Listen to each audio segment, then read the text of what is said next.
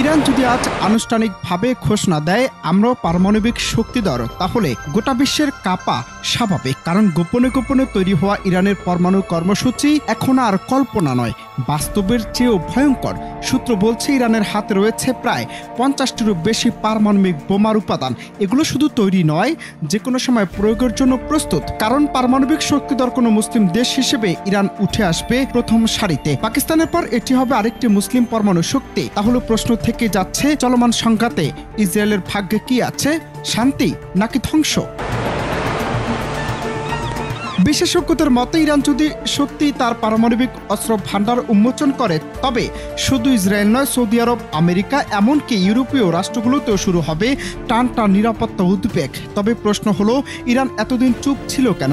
বিশ্লেষকরা বলছেন এ ছিল কৌশলগত এক নীরবতা। ইসরায়েলের প্রতিটি আগ্রাসনের জবাব দেওয়ার মতো ভয়ঙ্কর এক অস্ত্র হাতে রেখেছিল ইরান, আর এখন প্রয়োজন বুঝে সেটি সামনে আনছে। আর তা যদি ব্যবহার করে ইরান, তাহলে স্বাভাবিকভাবেই তছনছ হতে পারে পুরো ইসরায়েল।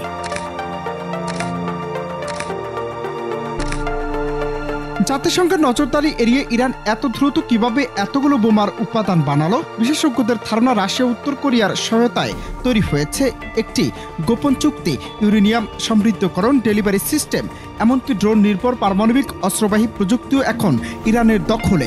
যদি আজ ইরান ঘোষণাই দেয়, তাহলে কি হবে? তাহলে গোটা মধ্যপ্রাচ্যে শুরু হবে নতুন এক অস্ত্র প্রতিযোগিতা। সৌদি আরবও তখন পারমাণবিক পথ বেছে নিতে পারে। তুরস্ক চাইবে নিজস্ব প্রতিরক্ষা বলয়। ইসরায়েল তবে কি এবার চূড়ান্ত হামলার পথে? ইরানের হাতে 50 পারমাণবিক বোমা মানে শুধু একটি দেশ নয়, পুরো মধ্যপ্রাচ্য এক অগ্নিগর্ভ অঞ্চলে পরিণত হতে চলছে। এখন প্রশ্ন, ইরান কি শুধুই দেখাবে নাকি প্রয়োগও করবে? আর বিশ্ব কি করবে এই ঘোষণার পর? এখন সেটি দেখার পালা। অনন্ত হাসান মাসুদ, বাংলা টিভি।